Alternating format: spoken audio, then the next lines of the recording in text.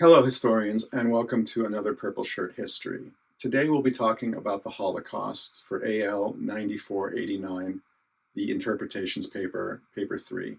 In this video, we'll learn how the Holocaust came to be. Was it intentionally done from the beginning? Was it a function of the structure of the Nazi regime? Or was it caused by the circumstances of World War II? If you know someone else studying this paper and doing the Holocaust, please share this video with them so they can learn along with us. Now, let's look into the different interpretations of the Holocaust for A level.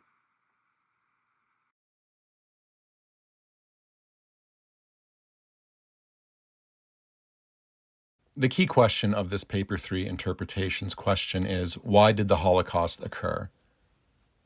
Here's a brief list that we'll look at in this slide and the next.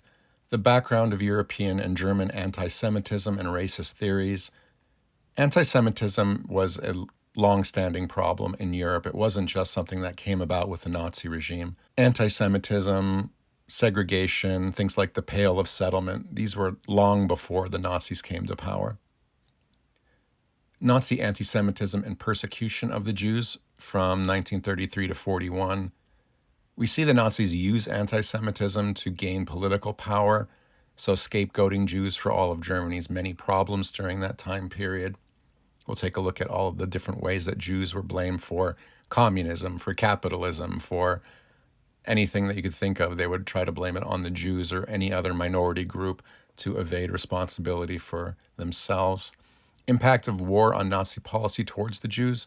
We'll get onto this during the later slides, but primarily you're going to have to think of what approach are you going to take? The approach that the Holocaust was planned beforehand, or it occurred due to the chaos and ad hoc nature of the Nazi regime, or because of the war itself. Ghettoization and Jewish responses to the Holocaust, primarily in Poland. We'll get into that. So the Warsaw Ghetto, what was happening when Poland was cut into 3 pieces. The ghettoization of Jews into very small quarters where disease could be prevalent, being actually walled in.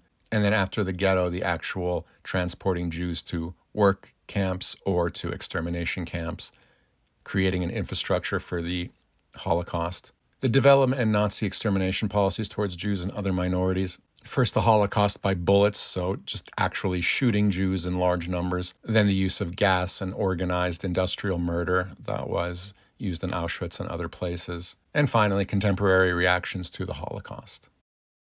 Background of European and German anti-Semitism and racist theories. This is the first bullet point of the previous slide. Religious reasons, death of Christ and not accepting Christianity. The Jews as a people have been around for millennia. I'm not sure how much you, the viewer, knows about the death of Christ, the Old Testament, New Testament, but just know that the death of Christ was a major problem between the Jews and Christians of Europe for many generations. The Jews were blamed for the death of Christ. I won't get into this topic in great detail, but know it was a problem in relations between the Christian majority and the Jewish minority in Europe. And the other one, not accepting Christianity.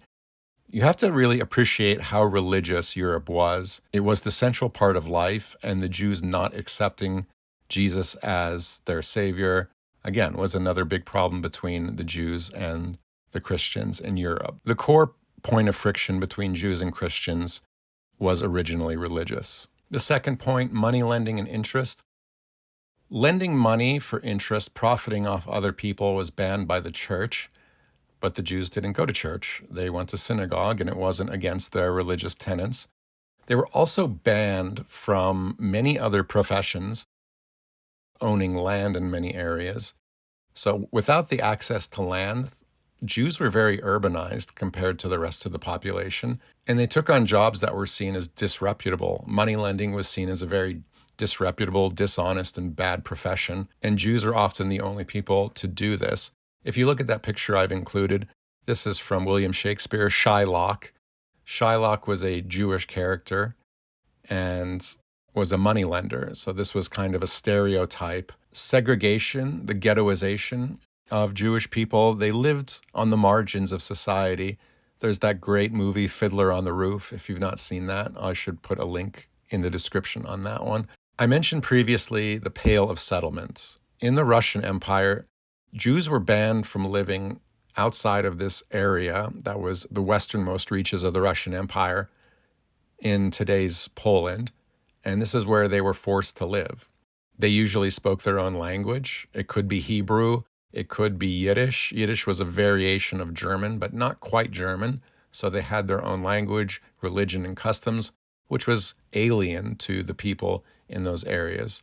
This differentness was, again, a core tenet of the friction and racist theories of Europeans and Germans.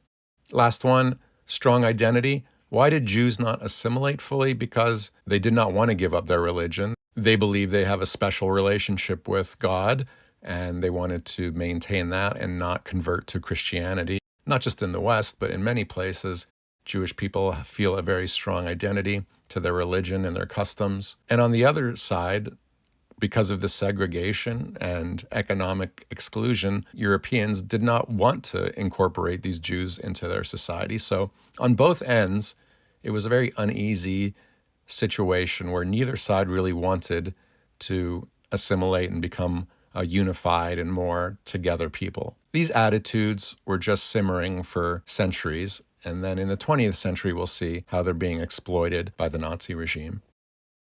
The Nazis' anti-Semitism and persecution of the Jews was intense. As soon as they gained power, we see a number of laws being passed to strip Jews of their property, of citizenship, of rights. There are racial laws that are passed called the Nuremberg laws. I put the picture there on the slide. It's very difficult, in my opinion, to see who's Jewish and who isn't when you have multiple ancestors. Some are Jewish, some are not. And there's a chart explaining the breakdown of your Jewishness if you had a paternal grandfather who was Jewish and all this kind of stuff. So if your mother was Jewish and your father was German, you were Jewish. If it was the other way around, no, you're not. It's all unscientific, and I don't even know what to comment on these types of laws. It doesn't make much sense to me. Banning Jews from professions, civil servant jobs, they were fired almost immediately as soon as Hitler comes to power. Jews value education very highly, amongst the highest valuation of education of any group of people in the world, I would say. When I went to Poland on a field trip for this particular depth study, I went to Krakow and I saw the Jewish cemetery. And if you were a doctor or a rabbi or something, they put it on your tombstone. So basically your credentials are still good in the afterlife, or people can see how much study and practice you disciplined yourself with during your life, and it's a great honor. So I was incredibly struck and impressed by that. But the Nazis did not care how adept and capable Jews were as lawyers, as bankers, as civil servants, as policemen, as military men, as businessmen. They were systematically stripped of their professions, their livelihoods, and were often made to leave Germany with none of their property, just being exiled and stripped of all of their possessions and having to start again in the US or the UK or wherever the case may be. Pogroms are organized violence against an ethnic group. So Kristallnacht, the Night of Broken Glass, that's a pogrom. It's very directed towards Jewish department store owners. It's not uncommon to see Jews vilified in the media, and then there'd be outbreaks of violence targeting them, which leads to the next point, propaganda and education. There's two types of propaganda, negative and positive. The negative propaganda is meant to dehumanize and demean and blame a group of people. So the Jews were heavily propagandized against by Goebbels. There was movies made. One's called The Eternal Jew, about how Jews are greedy and want to corrupt society. There would be posters and books written, articles, all this kind of stuff. And the other side of propaganda was to be the counter, brave and, humble and noble German. There was negative propaganda to vilify the Jews, and this positive propaganda to show the regime is good and cares about the German people. And this starts at a very young age with education in kindergarten. Young kids are meant to hate Jews and dehumanize them at a very young age, which is just terrifying. Now that you know the historical background and what is going on during the Nazi regime, we could take a look at the approaches. In the last video I did, I talked about the different approaches to the Cold War. The Cold War has the orthodox view, the revisionist view, and the post-revisionist view. Some different terminology for this depth study, this interpretations paper. The first one is the intentionalist approach and the role of Hitler. To what extent was the Holocaust planned in advance by Hitler? This means on day one, Hitler came to office as the Fuhrer of Germany and said, we're going to kill or exile or get rid of the Jews in some way, shape, or form out of Germany completely. There was an intention on day one to destroy the Jewish people and their culture. When you're sat down taking your exam and then you open your paper 3 up and you read through the excerpt that they give you and you think it's the intentionalist approach, here are some of the things that may be included in that reading. First, Hitler's views on Jews were no secret. He openly talked about how much he hated the Jews. They were in his book, the Mein Kampf, which was written, I think, in 1924, and he makes no secret about his feelings towards non-Germanic people, talking about taking over the Soviet Union and wiping out the Slavs and having this new Reich of pure German Aryan people and all this fantasy nonsense that he writes in that book. There's all of these things. He's the leader. He has unchecked power within the government. And if he really wanted to do this, it would have to come from him, come from the top. Like I said, this is written nearly a decade before he takes power, and it's laid out quite clearly. This is something you can take into account when looking for the intentionalist approach. He also blamed Jews for Germany's defeat in World War I. You know, the Kiel Uprising was a result of the German sailors not wanting to go on a suicide mission. But Hitler managed to blame Jews for Germany's defeat in World War I, blaming Jews and socialist, communist, whoever you want to say, for stirring up unrest when people were going hungry during World War I. And it was pretty much impossible for Germany to win that war by 1917, late 1917, 1918, as soon as America really starts to get involved. Tie that into the last point. Jews control communism and capitalism. Let's take this one piece at a time. Communism, most of the Bolshevik leaders are Jewish. Trotsky's the biggest name. Lenin's Jewish, partially, I believe. Kamenev and Zinoviev, and for all of you that study the Russian depth study, all those names are familiar to you, either at IGCSE or AS, and at AL as well. But since the Bolsheviks had all these Jewish leaders, he thought that communism was this Jewish plot to overtake the world. Not content to just control communism, they also controlled capitalism as well. So really covering the globe. So they control America and the banking institutions and the UK and all of their banking institutions and legal systems and all this kind of stuff. In Hitler's eyes, the Jews control both the communist Soviet Union and the capitalist West. It's just fascist Germany, he says, they don't control. And he's trying to get rid of them completely so they won't take over the country. The next one is called the structuralist approach. How far did the nature of the Nazi state determine how the Holocaust developed?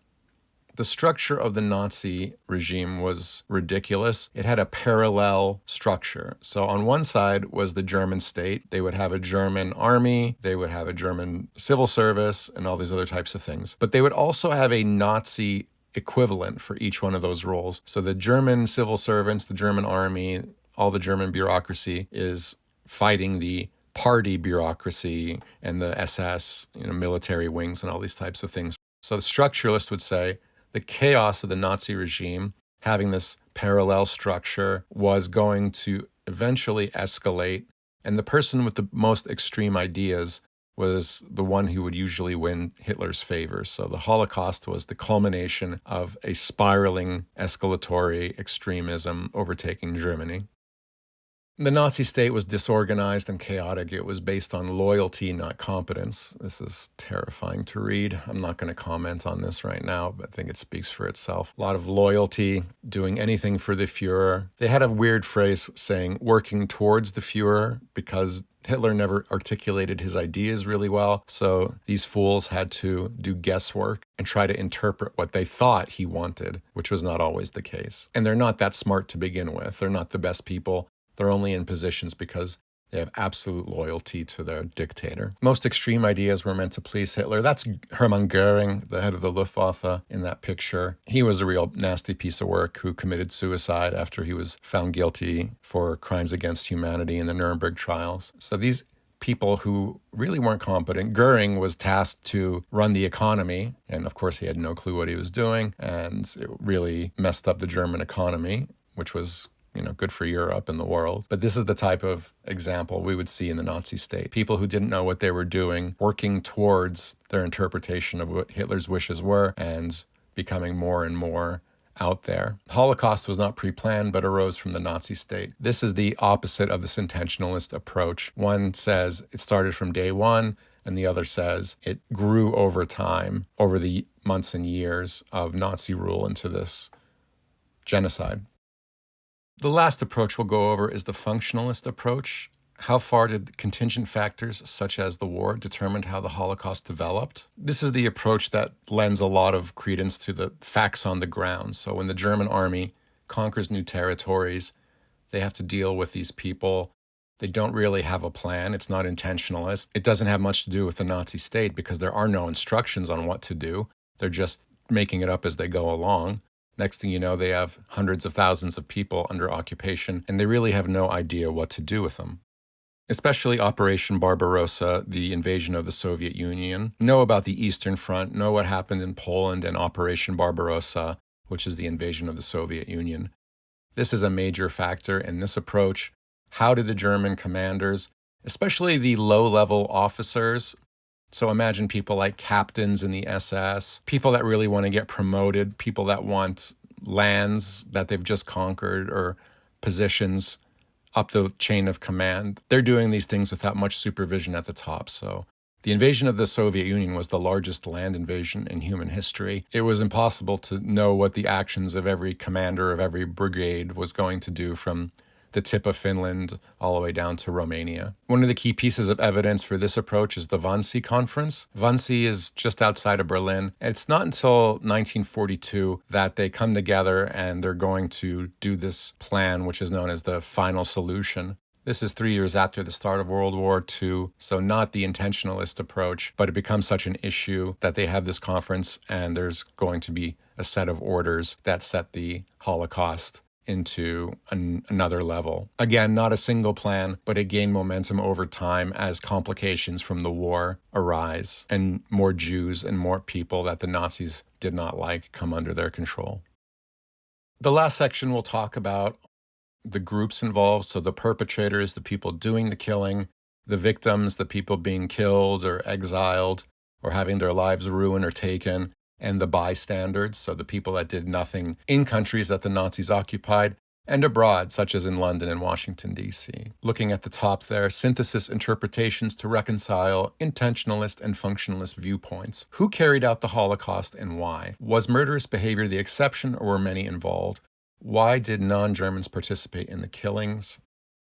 We have the Germans, of course, the Wehrmacht and the SS Einsatzgruppen, which just means task force. It was the SS Einsatzgruppen that were meant to round up Jews. How complicit was the Wehrmacht in all this? So we have the actual German military, so perpetrators, in the top row. Local collaborators, I put the stamp of the Jewish library of Kovno, which is modern-day Kaunas, Lithuania. I remember watching the BBC documentary Nazis, A Warning from History when I was in high school. And the biggest partisan rounding up of Jews and mass murder with collaborators that I remember from that documentary was the Kaunas massacre, so the Kovno massacre. Anti-Semitism could have played a big role in this, but there were also other factors such as anti-communism. Lithuania is next to the Soviet Union, and we're in the era of the Molotov von Ribbentrop Pact. There were many instances of local collaborators eagerly anticipating the German army for racist reasons or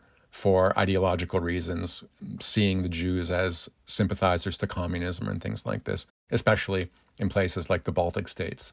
Lithuania was the example here, but there were many other places as well. So that's what I meant when I said ideology and the anti-communist feelings in the Baltics and Ukraine and Belarus and all these other places. There was often some anti-Semitism with political ideology thrown in there and collaborationist activities with the Germans. And this goes back to all the reasons of hate that we discussed in the very first few slides. Those are the perpetrators dealt with. Now let's turn our attention to the victims. How far did Jews resist the Holocaust, and how can resistance be defined? Did men and women experience the Holocaust in different ways? Should definitions of the Holocaust include victims other than Jews? Resistance, let's go to the next slide to talk about that. For those exiled, we look at people like Oppenheimer and Einstein and all of these Jewish geniuses helping America and the West with their scientific programs. And that was a form of resistance, to actively fight the Nazi regime through science or to enlist with the armed forces of the anti-Nazi coalition. Work camps often led to death by starvation, smuggling food, trying to survive in any way possible. There's an article of clothing from the death camps, so the striped pajamas. I knew The Boy in the Striped Pajamas was a very popular novel, I would say maybe 10 years ago. I'm not sure if you've read that or not. When it comes to victims, I thought of the exiled, the people that were in work camps, meant to be worked hard and in many cases often to death, and those who were immediately killed. What kind of resistance can you have to this? The most famous one is the Warsaw Ghetto Uprising in 1943. Didn't stand much of a chance, but this is an active form of armed resistance to the Nazi regime when they were reeling and retreating from the Eastern Front and being kicked out of the Soviet Union. So there are passive and active forms of resistance you need to look at. So define resistance, define what it was for a man or a woman, and check your definitions of the Holocaust for Jews and other minorities. Last one, bystanders. How did the USA and Britain respond to the Holocaust at the time? Did the UK and USA know what was going on completely, and could they have stopped it with military intervention during 1942, 43, 44? Looking at bystanders, the individuals in occupied lands, so for example, people that are explicitly told, if you help Jews, we will kill you as well. So fear of reprisal, other reasons that they were trying to just survive themselves. German officials and businessmen, the German question, how far did people in Germany know what was going on? I put Oskar Schindler on the slide there. He was an exception. He was the subject of a very famous movie about 30 years ago now. It's been already. And I visited his enamel work in Poland, and he was responsible for saving about 1,000 Jews. But did the other German officials and businessmen, would they have done anything had they know what was going on? This is a question that you need to research. And then, as mentioned before, how much did the USA and UK know, and what could they have done? Bombing railroad lines. So that's what the picture I put up there. This is a railroad junction. If the Jews are being sent to death camps via the railroads, if the railroads would have been bombed, would that have stopped the Holocaust? Wrapping up, understanding the content. It's a difficult topic. It is very distressing, and you need to look for specific clues when you're reading the excerpts. So know the roots of anti-Semitism, know the Nazi regime and its nature, and know what was actually happening during the war that informed the Nazi leadership to say we need to do something in an organized way, and that's how the final solution came out. So know all of the different approaches, and you should be able to find the right one for your paper 3.